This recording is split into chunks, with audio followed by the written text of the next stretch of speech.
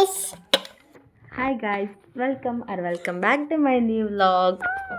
ಎಲ್ಲರೂ ಹೇಗಿದ್ದೀರಾ? I hope ಎಲ್ಲರೂ ಚೆನ್ನಾಗಿದ್ದೀರಾ ಅಂತ ಅನ್ಕೋತೀನಿ. ಇವತ್ತು ನಾನು ಬೆಳಗ್ಗೆಯಿಂದನೇ ವ್ಲಾಗ್ನ ಸ್ಟಾರ್ಟ್ ಮಾಡ್ತಾ ಇದ್ದೀನಿ ನನ್ನ ಮಗನ ಮಾತುಕತೆ ಜೊತೆಗೆ. ಇವತ್ತು ನಾನು ಫೋನ್ ನೋಡ್ತೀನಿ. ನಂಗೆ ಬೈತೀಯಾ? ಏನಂತ? ಏನಂತ? ಬೈತೀಯಾ? ಹಿಂಗ ಬೈ ನೋಡೋಣ. ಹಂಗಂತೀಯಾ? ಏನಾಗುತ್ತೆ ನೋಡಿದ್ರೆ? ಕಣ್ಣು ಆಯಿ ಆಗುತ್ತೆ. ನೀನು ಏನಂತ ಹೇಳಿದ್ಯಾ ಅಪ್ಪನ್ಗೆ? ಏನಂತ ಹೇಳಿದ್ಯಾ?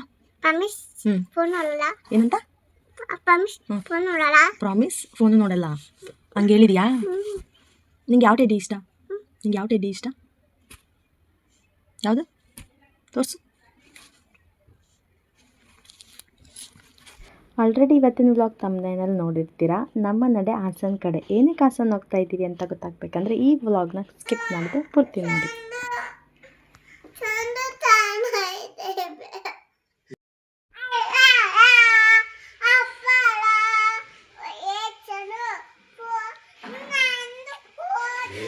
ಎಲ್ಲರೂ ಬೇಗ ಎದ್ದು ರೆಡಿಯಾಗಿ ನಾವು ಆಟೋ ಬುಕ್ ಮಾಡಿಕೊಂಡು ಆಟೋಗೆ ವೆಯ್ಟ್ ಮಾಡ್ತಾ ಇದ್ವಿ. ಈ ನನ್ನ ಮಗನಿಗೆ ಫುಲ್ ಖುಷಿ. ಆ ಖುಷಿನಲ್ಲಿ ಕುಣಿದಾಡ್ತಿದ್ದ. ನಾನು ವಿಡಿಯೋ ಮಾಡ್ಕೊಳ್ತಾ ಇದ್ದಿದ್ದಕ್ಕೆ ಅವನು ಫೋಟೋ ತೆಗಿಬೇಡ ಅಂತ ಹೇಳ್ತಾ ಇದ್ದ. ಬೆಳಗ್ಗೆ ಟೈಮ್ ನಮ್ಮ ಮನೆ ಹತ್ರ ಯಾರು ಬರಲಿಲ್ಲ ಅಂದರೂ ಈ ನಮ್ಮ ಅತಿಥಿಗಳಂತೂ ಮಿಸ್ ಮಾಡದೇ ಇರೋ ಥರ ಬರ್ತಾನೆ ಇರ್ತವೆ. ಹಾಗೆ ಆಟೋನೂ ಕೂಡ ಬುಕ್ ಮಾಡಿದ್ವಿ. ಸೊ ವೆಯ್ಟ್ ಮಾಡ್ತಾ ಇದ್ವಿ. ಏನು ಅಂತ ಗೊತ್ತಿಲ್ಲ, ಆದರೆ ಇತ್ತೀಚೆಗೆ ನಮ್ಮ ಪಾಪು ಅಂತೂ ವಿಡಿಯೋ ಮಾಡ್ಕೊಳ್ಳೋದು, ಫೋಟೋ ತಗೊಳ್ಳೋದು ಅಂದ್ರೇ ಬೇಡ ಅಂತಾನೆ.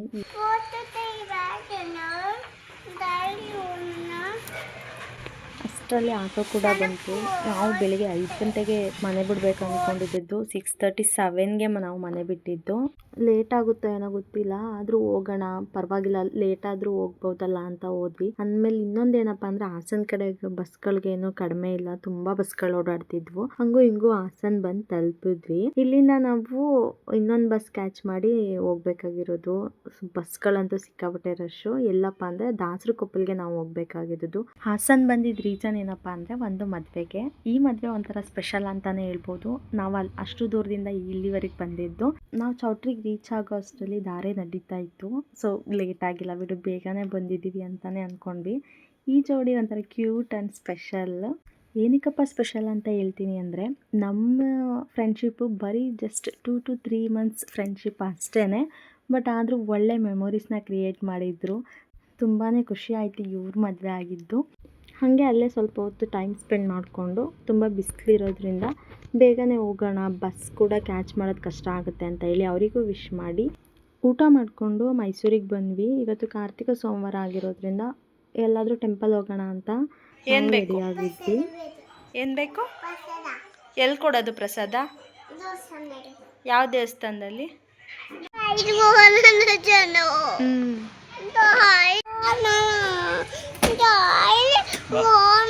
ನಾವು ಬೆಳಗ್ಗೆ ಮತ್ತು ಮಧ್ಯಾಹ್ನ ಆಟೋ ಮತ್ತು ಬಸ್ಸಲ್ಲಿ ಹೋಗಿರೋದಕ್ಕೆ ನಮ್ಮ ಪಾಪ ಮತ್ತೆ ಬಸ್ಸಲ್ಲೇ ಕರ್ಕೊಂಡು ಹೋಗ್ತಾರೆ ಅಂತ ಗಾಡೀಲಿ ಹೋಗೋಣ ಅಂತ ಹೇಳ್ತಿದ್ದ. ನಾವು ಇವತ್ತು ಹೋಗ್ತಾ ಇರೋದು ಮಹದೇಶ್ವರ ಟೆಂಪಲ್ಲು.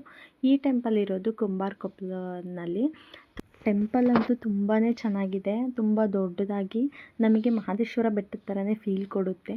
ಇವತ್ತು ಇಲ್ಲಿ ವಿಶೇಷ ಏನಪ್ಪ ಅಂತಂದರೆ, ಪ್ರತಿ ಕಾರ್ತಿಕ ಸೋಮವಾರದ ದಿನ ಪೂಜೆ ಇರುತ್ತೆ. 4 ವಾರ ಏನೋ ಪೂಜೆಗಳಿದೆ.